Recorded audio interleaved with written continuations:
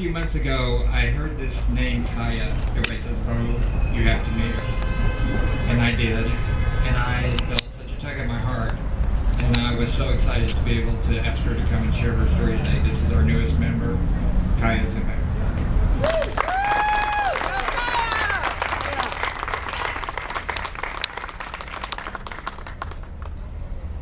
Thank you very much. Good morning. This is my first time to give a speech to any crowd. My name is Kaya Zambik, and I was born in Kenya. I've been living here in the United States for the last 8 to 10 years now. I didn't know that riding for AIDS life cycle would set me free. I didn't know that riding for my brother Samuel would be the beginning of my life.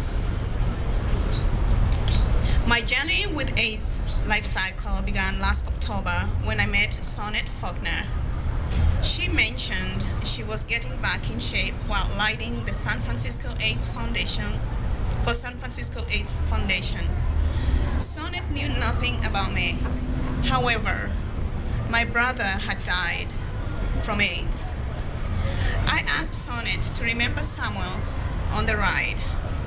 She urged me to ride. Samuel died in April 2003 in Kenya. Although he was dearly loved by his family and friends, he died in isolation, lonely and fearful. In sorrow and heartache, I often wondered, did anyone remember to take him out to soak in warmth of the sun and turn on his favorite music? I was 3 months pregnant in 1998 when my doctor in Brazil told me I was HIV positive. I shut down in total shock. 2 months later, during my regular call with Samuel, he confided in me that he was sick and dying of AIDS. Although Samuel and I lived 2 different worlds and separated by thousands of miles, fate dealt us a common hand. We were both infected with the same disease. He had no medical care in Kenya. However, I am here alive today because of the wonderful care I received. Before leaving Brazil for the United States, my doctor gave me a phone number for the San Francisco AIDS Foundation. Having HIV does not define who I am.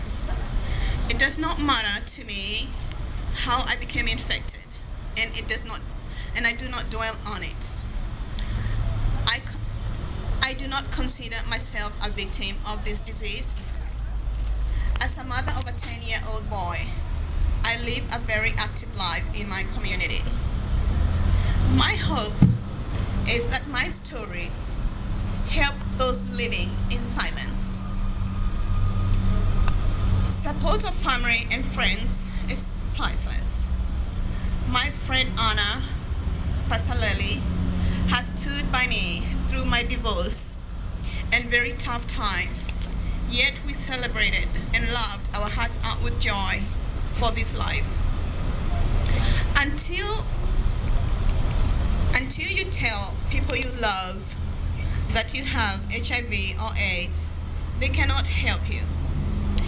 Until this slide, I had not disclosed my HIV status even to Samuel. Last Medville, my psychiatrist representative, wanted to do a story on why I was lying. Earlier this year, I told him I too was positive. We hugged for a long time and cried.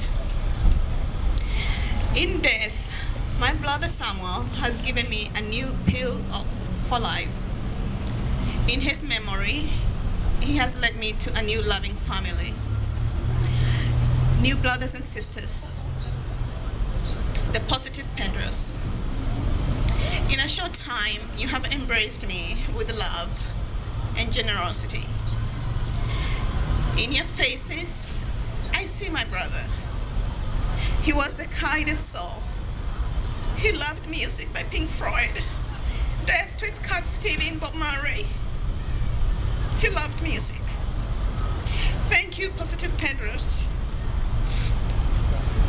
Thank you for the great work that is spreading all over the world.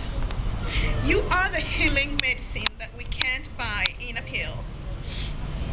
Your presence and fight to eliminate stigma by setting positive example within our communities is life-changing. How else can my son and Samuel's kids learn to respect and value others? They must learn to be responsible and get tested for HIV in a stigma-free world. Otherwise, this disease will never end. Nelson Mandela said, and it's a quote, let us give publicity to HIV and not hide it, because that is the only way to make it appear like a normal illness. One of the things that is destroying people with HIV and AIDS is the stigma we attach to it. End of quote. I am privileged to be in your presence on this day and happy to be a member of the Positive Peds. Thank you for giving me this platform today to tell my story on your shoulders of love, strength, and kindness. Thank you.